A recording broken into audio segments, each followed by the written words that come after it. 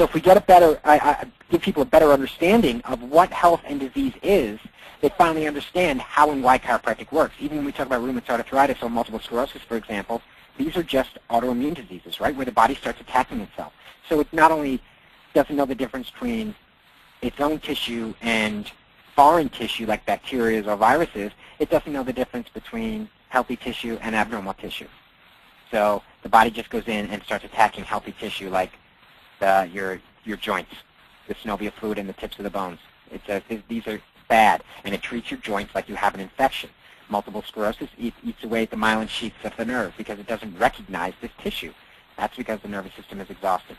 Now, I want to make something abundantly clear. I'm not treating any of these people for any of these diseases. I'm just letting them know how they work. So when people come in for a low back pain or neck pain, I'm saying, okay, and I happen to look at their intake form and their health history, and they happen to be on 3 or 4 other different medications.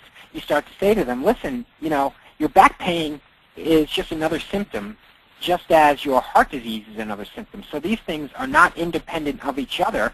They're all symptoms of the same issue. Your body cannot control and coordinate everything in a synchronized manner, and your body is in chaos. It's just expressing itself in a whole myriad of ways. So we use this on a daily basis with everyone to help them understand where they are.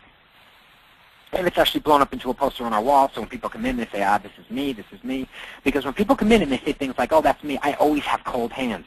Well, that's just not a random thing like, hey, listen, no, I just have cold hands. That's indicative of something. That means your body's in a stress response. And if you always have cold hands, it means your body's stuck in a system. And that system is defense. You're not going into a healing mode.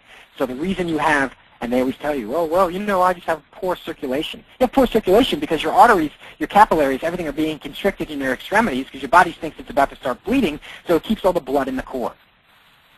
So making this real for people is really important. So then we give them this other one, and this is just showing the brainwave activity and a better explanation of each one of these conditions so that they fully understand how their body's functioning and what it is that we're measuring. Because the beautiful thing is when we talk about stress, when we talk about the stress response, when we talk about how you get into these disease states, the greatest thing is we're actually measuring it. We're not just talking about it. I'm not showing you an x-ray and saying, yes, you have degeneration, you've lost your cervical curve. Well, how did I get there? Oh, well, it's stress, culmination of physical, chemical, emotional stresses, etc. We're actually saying, how does your body readily adapt to stress? Now we're going to help draw that bridge to explain why you're currently in the condition you're in. And that is the key to it all. And that's why we're getting referrals, because people are saying, wow, this is me. That's my father. That's my brother. That's my neighbor. He has this condition. Again, I don't treat your conditions. I just treat the state of your nervous system. That's all I deal with. The rest of it can take care of itself, because somebody was asking that to me the other day. Actually, the earlier report I was doing, they were saying, well, if I have this brainwave, what does that mean I have this disease? And I said, I don't know what disease you have. I don't care what it is or what you call it. I'm not here to label what disease you have. All I know is your nervous system is out of whack, and it is our job to put this thing in a state of ease. And then the body starts to take care of itself. I'm not going to treat you for cancer. I'm not going to treat you for heart disease. I'm not going to treat you for low back pain, fundamentally. I'm treating you for nervous system imbalance. I don't care if you have a disc problem or not. I'm going to get you well by accessing this nervous system and relieving the pressure on the joint. I'm going to relieve pressure in the nervous system, which controls heart, liver, kidney, spleen, stomach, intestine, etc. So as we go on, this is stress response evaluation. Here it is. This is just the explanation, and patients get this too. So basically, we're measuring your brainwave activities. We're measuring your heart rate variability. We're measuring your heart rate. We're measuring skin conductance, hand temperature. Skin conductance is your hand sweating. Your hand temperature, your respiration rate, and your muscle balance. All of this is done simultaneously. Now, this looks a little ominous. Look at all these charts and graphs, etc. But it's actually pretty fundamentally easy to understand. So we're going to measure this all simultaneously. The test takes 12.5 minutes. And what we're going to do is we're going to put you under stress. We're going to take a baseline, and we're going to stress you neurologically. Then we're going to allow you some time to recover. Then we're going to do it again. We're going to allow you some time to recover. We're going to do it again, and we're going to give you time to recover. Each stress is different. And what we're trying to see is how do you readily adapt? And when you're placed under a stressful environment, is everything doing what it's supposed to do? Then when we remove that stress, does your body have the ability to come back to a normal resting healing level? That's what we want. And then, you know what, we're going to do it again. So we want to see how do you respond to stressors? How do you recover from the event? And then what happens when we do compounded stresses? And we want to see what's going on in the body. Is it coordinated? So the first thing, I'll run through this really quick, is we measure brainwave activities. And we measure 4 conscious brainwaves. One of them is called beta, which is your sympathetic driver. When that bear is chasing you, beta waves better be high. And when you close your eyes, beta waves better be low. That's it. So just to give you an idea of something, when we're looking at this, the light blue, if you can see my cursor here, that is a stress. The green is a stress. The dark blue is a stress. And the pink is a stress.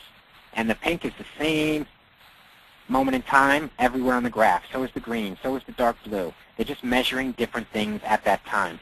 So all the light blue after each color here that's the recovery where we ask you to just close your eyes and relax. So getting back to the brain waves, when somebody's in here and they're stressed and we put them under neurological stress, we better see beta jump up. And when we ask them to rest and close their eyes, when you close your eyes, beta should shut down a little bit, and as you recover, beta should drop. If that's not happening, you're going to have a problem. As we look on the other side, the far left of that graph, we look over here, and we have alpha and theta.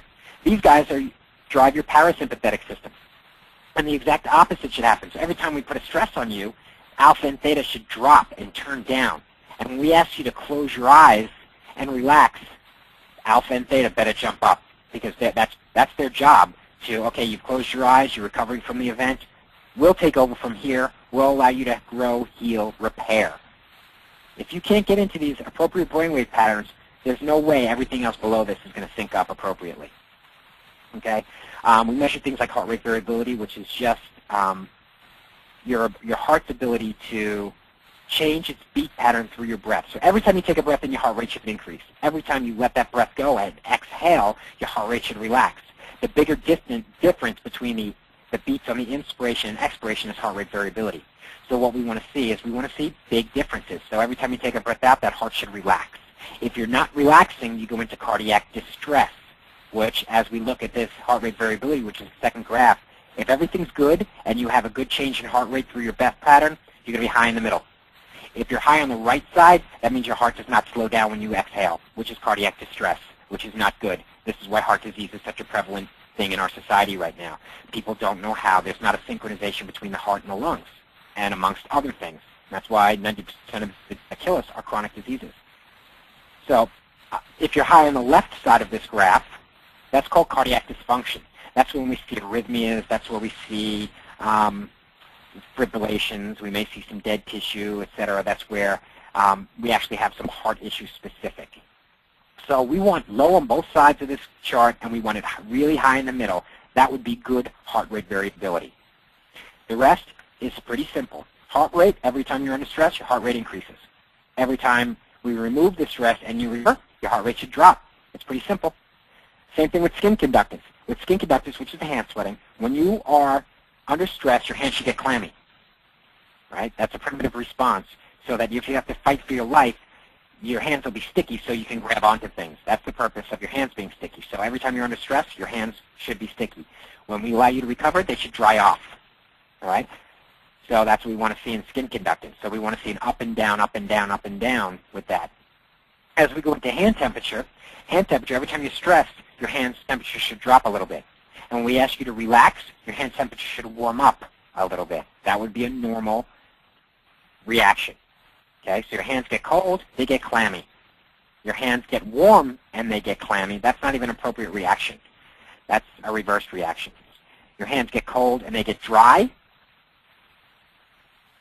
That's not good either. So we want to excessively dry, should I say. Okay? So as we move on through this, we have respiration rate. We just want to see what happens. Your respiration should increase during stress and decrease during recovery. That's what we want to see. And we just want to make sure you can do the muscle activity several different ways. We use the shoulder, and we're measuring their activity as they go through this. So we're seeing what stress does to their traps in this case. And we want to make sure that you're bilaterally equal, that they are decreasing activity when you rest, etc. So we want to see the balance between the right side and the left side, which tells us quite a bit. So if we have symmetry between sides and muscular activity. Okay? So what I want, that's the brief explanation. I know we're crunched for time, otherwise I go at that in more depth. But let's see what happens with a couple of my patients. This is a patient.